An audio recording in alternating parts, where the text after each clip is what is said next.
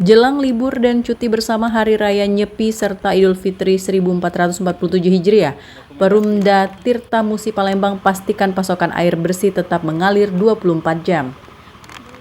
Direktur Operasional Perumda Tirta Musi Rahmat mengatakan bahwa selama masa libur tersebut pihaknya menerapkan sistem WFA sebagaimana menindaklanjuti surat edaran Wali Kota Palembang terkait penyesuaian pelaksanaan tugas kedinasan bagi aparatur sipil negara Palembang. Meskipun ada penyesuaian pola kerja, pelayanan kepada pelanggan tetap menjadi prioritas utama.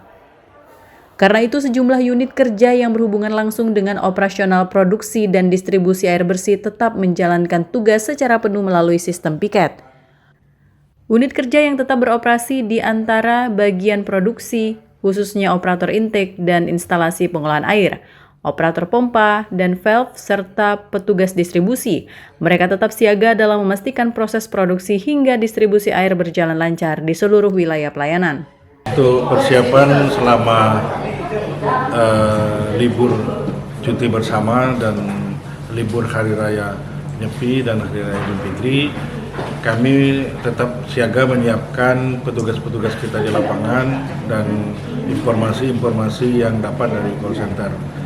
Sedangkan untuk instalasi dan bahan kimia itu mencukupi sampai 1 bulan setelah Lebaran. Dan ke rekan-rekan dari PLN kami juga sudah bersurat memohon kehandalan listrik agar menyuplai di intake dan seluruh sistem pengolahan dan distribusi. Mungkin ada peningkatan produksi air Pak di momen itu Pak? Peningkatan distribusi air ini dan produksi air biasanya di 2 hari terakhir puasa dan di malam Lebaran itu biasa naik sekitar 50%. Namun di hari Lebaran biasanya itu yang tidak terlalu banyak pemakaian air, sehingga biasanya tekanan air itu akan naik.